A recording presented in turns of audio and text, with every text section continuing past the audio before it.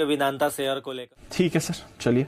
By the way, आज आपका एक स्टॉक वेदांता QIP का साइज बढ़ा दिया इन्होंने सर, ब्लूमबर्ग की खबर आ रही है। क्या है? $1.02 बिलियन कर लिया, $102 करोड़ बेसिकली कर लिया। उतना ही तो था, 8,500 करोड़ तो बोले था। नहीं, एक बेस था फिर उस पर बढ़ा था। तो आई थिंक वो 8,000 करोड़ से बढ़ा है, 8,000 8,800 हो गया अभी। और क्या, ठीक है, और बढ़ा लिया इसको। मिल रहे पैसे ले लो, और क्या है। ठीक है, ये आपके लिए वेदांता, जहां पर रखनी है आपको नजर। 422 के आसपास जरा देख ले, वेदांता लेके आइए, आपके सामने स्टॉक कितना एक्शन में दिख रहा है। तो हो रही है, 0.5% मजबूत है वेदांता का स्टॉक, 461 462 रुपए के आसपास। एक बार जरा इस पर राय ली जाए। सुदीप शाह साहब, जरा चार्ट देखिए, वेदांता क्या खरीदने का मौका है इस लेवल पर? अनिल जी, वेदांता का चार्ट देख के मुझे एक बार लग रहा है कि जो हिसाब से एक कंसोलिडेशन फेज के अंदर स्टॉक चल रहा है, 435 440 नीचे की तरफ और 475 ऊपर की तरफ, यहाँ पे एक रेजिस्टेंस 475 477 के करीब है। तो मुझे लग रहा है एक कंसोलिडेशन बैंड के अंदर ही ट्रेड कर रहा है। तो ट्रेडर के लिए मुझे कोई अपॉर्चुनिटी यहाँ पे नहीं लग रही। मुझे लग रहा है एक बार डिप अगर करे 453 455 के करीब, तब 448 के स्टॉप लॉस से बाई कर सकते हैं और ऊपर की तरफ 478 के लेवल्स का एक्सपेक्टेशन रख सकते हैं। पर करंट भाव से रिस्क रिवॉर्ड रेशियो बैठ नहीं रहा है, तो मुझे नहीं लग रहा है कि यहाँ पे एक बाई करने का मौका है। डिप पे जरूर बाई कर सकते हैं। ऑलराइट, डिप पे जरूर बाय कर सकते हैं। ये आपके लिए वेदांता QIP लॉन्च हुआ है इस काउंटर का।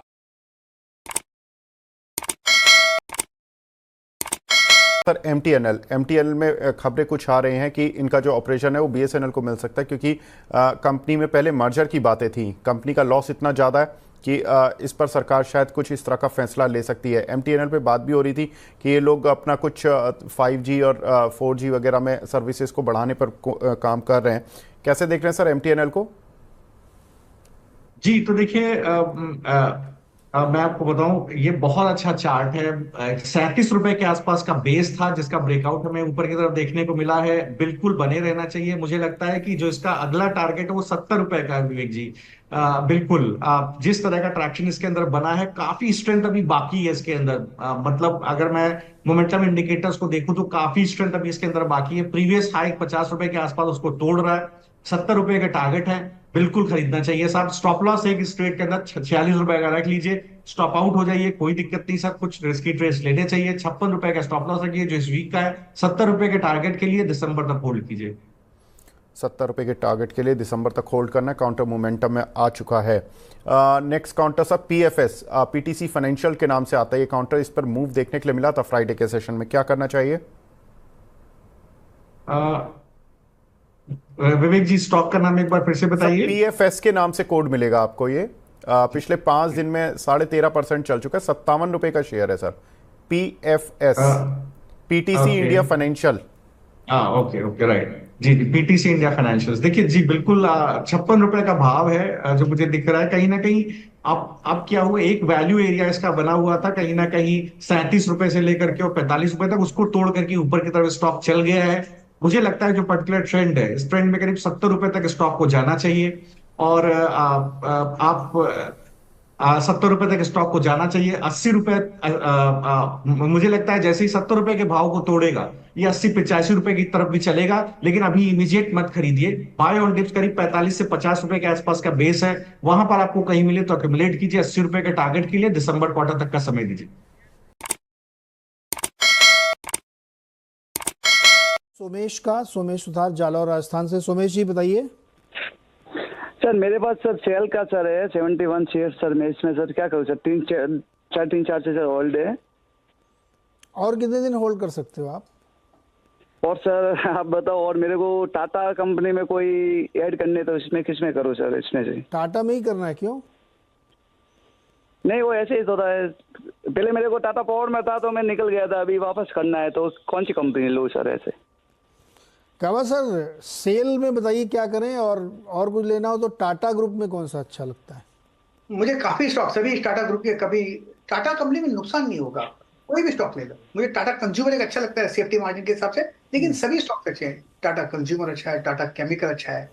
अगर आपका लॉन्ग टर्म का नजरिया है तो टाटा ने बांटा बद्दा सारा, ऐसा बोलते हैं। तो टाटा तो होल्ड कीजिए। रही बात सेल की, स्ट्रक्चरली पॉजिटिव है, साइडवेज जोन पर है, अप मूव मिलना चाहिए, नथिंग टू वरी। 140 में स्ट्रॉन्ग सपोर्ट होना है, इसमें भी आप होल्ड कर सकते हैं। Still serious SAIL. ओके, तो सेल होल्ड करिए और एक नहीं कई ऑप्शन दे दिया आपको उन्होंने टाटा ग्रुप में। अगर आपकी दिलचस्पी है तो वहाँ पे कई सारे स्टॉक हैं, वहाँ पे आप देख सकते हैं। टाटा टेली महाराष्ट्र शेयर गुपचुप तरीके से देखिए TTML कितना बढ़िया चला। टाटा टेली महाराष्ट्र लिमिटेड के नाम से कंपनी, एक बार जरा दिखाना, 2 दिन का सिर्फ चार्ट दिखाओ आप। वोडाफोन वहीं का वहीं है 16 रुपये। भारतीय एयरटेल में भी कोई बहुत बड़ा उछाल नहीं आया, रिलायंस भी उसी रेंज के अंदर है। लेकिन मार्केट के अंदर खबर ये थी कि AGR वगैरह होगा, कुछ खबर ये आई कि भी मर्जर एक्विजिशंस भी हो सकते हैं। और आप सिर्फ टाटा टेली को देखो, आज 19% ऊपर है। वॉल्यूम चेक करो ऊपर, 17 करोड़ शेयर्स हैं। 17 करोड़ शेयर किसे कहते हैं आप सोच सकते हैं। दूसरा पॉइंट, सिर्फ 2 दिन का और दिखाओ। ये तो 18% आज का मैं बता रहा हूँ आपको, मैं सिर्फ आज का, और कल का और जोड़ो इसके अंदर जरा। एक बार जरा दिखाइएगा ना प्रोड्यूसर साहब, 2 दिन का डालो, फटाफट बताओ, फटाफट दिखाओ। वीक का तो मैंने बोला ही नहीं था, खैर कोई बात नहीं। आप वीक में से पहले 3 दिन हटा दो। सिर्फ कल और परसों का अगर 25% है, मैं पहले 3 दिन का जीरो मान लेता हूँ। तो आप ये सोचो 25% ऑफ द वेल्थ, 25% शेयर सिर्फ 2 दिन में चला है, सिर्फ 2 दिन में। आप ही सोचो, ठीक। तो ऐसे शेयर्स को ध्यान रखिए कीजिएगा। बहुत तेज़ मोमेंटम आता है मार्केट के अंदर, फिर वो दिखते नहीं, समझते नहीं, कुछ नहीं करते। आप ही सोचो 75 वाला शेयर 95 हो गया। क्या खबर है? TTML की गूगल करके देख लो, आपको खबर तक नहीं ढंग से मिलेगी कोई अच्छी। लेकिन सेक्टोरियल मूव हिट कर देता है।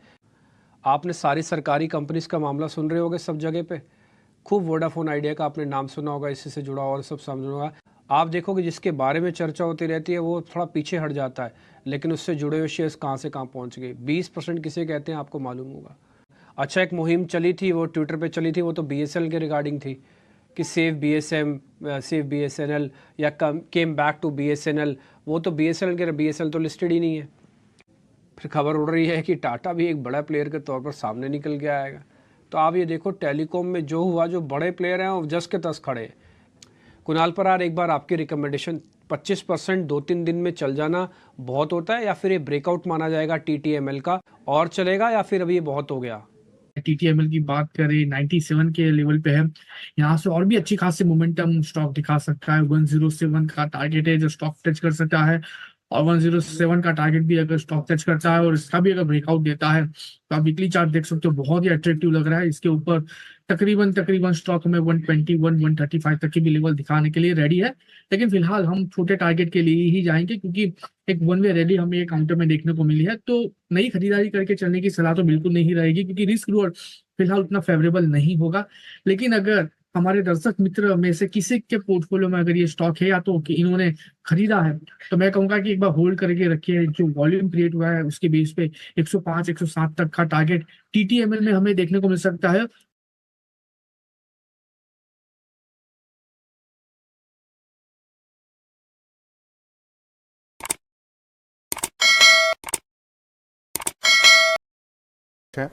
Mahesh sir, hi, good morning sir.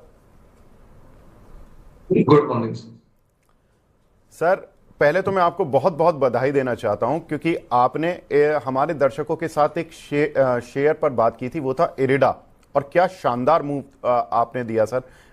इस काउंटर में दर्शकों ने बहुत अच्छा पैसा बनाया सर। बहुत बहुत शुक्रिया हमसे इस तरह की कॉल शेयर करने के लिए। सर, अब इरिडा पर आपका मूव क्या है? क्या प्रॉफिट बुक कर लेना चाहिए या अभी बने रहना चाहिए? आज रिजल्ट भी हैं। थैंक यू पहले तो आपकी सराहना के लिए। बट अपन ये देखे कि पहले मैंने आपको पहले शो में आपसे डिस्कस किया था, तब मैंने एक चीज आपको बात बोली थी कि भी मैं जब भी पिक करता हूं तो कम से कम उसमें पोटेंशियल 50 से 60% का एक साल के अंदर होता है, तब जाके थोड़ा सा पिक करता हूं।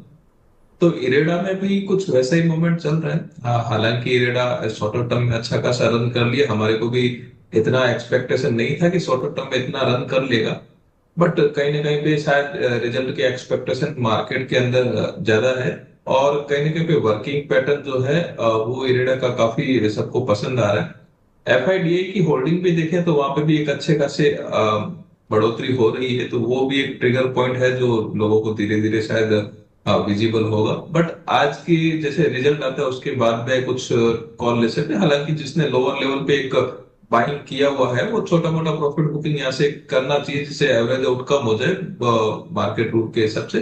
बट हमारा व्यू यहाँ से भी पॉजिटिव है और इनफैक्ट 2 से 3 साल कम से कम होल्ड करने की सलाह यहाँ पे बनेगी। अगर कोई भी इन्वेस्टर अगर अच्छा पैसा और बनाना चाहता है तो इसमें करेगी, क्योंकि इनके जो प्रोजेक्ट का फाइनेंसिंग होगा उसमें कहीं ना कहीं पे अपने को लगेगा कि आगे गवर्नमेंट का फुल सपोर्ट मिलने की पूरी पूरी उम्मीद है। और यहाँ पे ये जो शेयर है आगे भी आउट परफॉर्म करता हुआ नजर आएगा। अपन अभी इतने बड़े टारगेट शायद नहीं देंगे, लेकिन आप 2 से 3 साल होल्ड करने का एक नजरिया बनाएंगे तो शायद हो सकता है कि ये लेवल से भी अपने को अच्छे खासे सरप्राइज आगे देखने को मिले। ओएफएस वगैरह बीच में आते रहते हैं, लेकिन ओएफएस कब आएगा, कैसे आएगा, लोग क्या है कि ओएफएस वगैरह के जाल में फंस जाते हैं और स्टॉक की रैली मिस कर देते हैं। तो हम थोड़ा सा प्रैक्टिकल थोड़ा होके देखते हैं कि ओएफएस आएगा तब आएगा। अभी जो मोमेंट चल रहा है वो चल रहा है शेयर का वैल्यूएशन जो है ओएफएस के कारण से थोड़ा सा एक टाइम बीइंग के लिए एक अप डाउन साइड जरूर होता है, बट ओएफएस के कारण ये नहीं है कि शेयर का वैल्यूएशन अभी आपका जो ट्रिगर है वो कम हो जाएगा। तो लोगों में थोड़ा सा वो ओएफएस के कारण से भय भी था। हमने भी सोचा कि बट ओएफएस आएगा तब आएगा, बट यहाँ से भी अगर लॉन्गर टर्म आपको रखना है तो रख सकते हैं। 2 से 3 साल का नजरिया रखिए और अभी रिजल्ट आने के बाद में कुछ नए टारगेट जो अपग्रेड होंगे वो अपन देंगे, लेकिन छोटा मोटा प्रॉफिट बुकिंग करना है तो भी कर सकते हैं। बट मेरा नजरिया 2 से 3 साल होल्ड का है अभी भी। बिल्कुल, तो छोटा प्रॉफिट बुक कर सकते हैं, लेकिन आप नजरिया अगर 2 से 3 साल का रखते हैं तो इस काउंटर को होल्ड भी कर सकते हैं।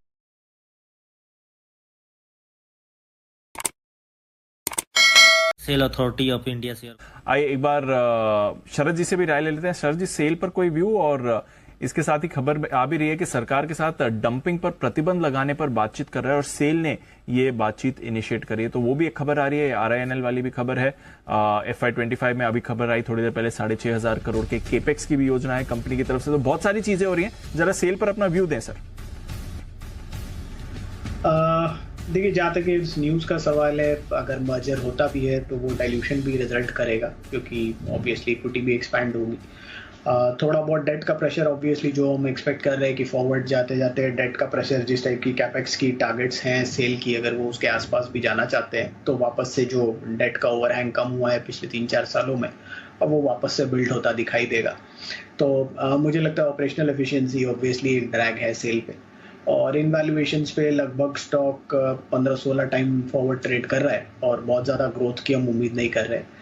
अगर ये M&A अनाउंस भी होता है तो मेरे हिसाब से एटलीस्ट, अभी तो कुछ फाइनल भी नहीं हुआ है, तो एटलीस्ट यहाँ से 1.5 से 2 साल लगने चाहिए जिसमें ये फाइनल होते होते सारी चीज़ें दिखेंगी। एंटी डंपिंग ड्यूटी वाला एक सडन पॉजिटिव इम्पैक्ट हो सकता है, बट इन वैल्यूएशंस पे मुझे लगता है ज़्यादातर मेटल्स में अक्रॉस द बोर्ड बहुत ज़्यादा अपसाइड खोज पाना थोड़ा सा मुश्किल है। राइट, तो ये है आपके लिए सेल। देखते हैं यहाँ से कैसा एक्शन रहेगा। फिलहाल डेज हाई पर ही ट्रेड कर रहा है 1-1.5% की मूव के साथ इस समय।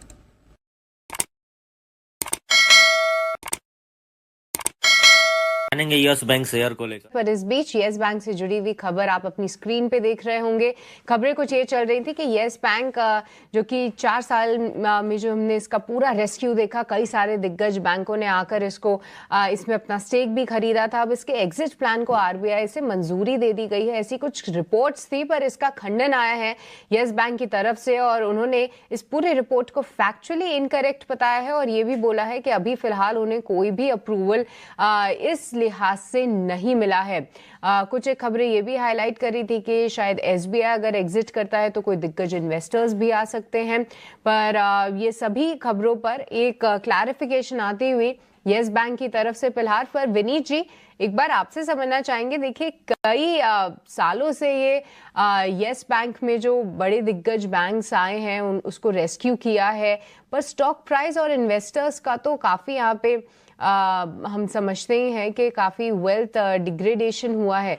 पर विनीत जी, अगर ये कुछ ऐसा डेवलपमेंट चल रहा है जहां पे अन्य इन्वेस्टर्स आए यस बैंक में हिस्सा बिक्री के लिए और जो एग्जिस्टिंग इन्वेस्टर्स हैं जिसमें दिग्गज बैंक्स थे वो निकले, तो क्या ये पॉजिटिव समझा जाएगा यस बैंक के लिए, या अभी एज एन इन्वेस्टर इससे अभी दूर ही रहना चाहिए? मैं खास तौर से इसलिए भी पूछ रही हूँ क्योंकि जितने भी ऐसे 20 से 25 रुपए या 30 रुपए तक के काउंटर्स रहते हैं उनमें बहुत रुझान रहता है। जितने हम कॉलर शो या ये सब करते हैं बहुत क्वेरीज आती हैं ऐसे स्टॉक्स पे, तो एक बार आपकी राय यस बैंक पे लेना काफी जरूरी है। देखिए, जिन्होंने यस बैंक को सहारा दिया था, जैसे एसबीआई है, कोटक है वगैरह, तो ये डेफिनेटली बेचने को उत्सुक रहेंगे क्योंकि ये कॉन्फ्लिक्ट ऑफ इंटरेस्ट होता है उनके बिजनेस के साथ में। हमें लगता है कि आगे जाके ये बैंक एक्वायर हो जाएगा और काफी इंटरनेशनल बैंक्स इसमें इंटरेस्टेड है, और हमें लगता है कि जो भी एक्वायर करेगा ये बिजनेस फ्रेंचाइज, वो लगभग 3.5-4 टाइम्स बुक पे हो सकती है डील। अभी फिलहाल यस बैंक की वैल्यूएशन 2x के आसपास है, तो इस पे अगर आप प्योर एक्विजिशन प्ले के हिसाब से लेते हैं तो आपको इसमें फायदा हो सकता है। ये मेरी एनालिसिस है यस बैंक के बारे में।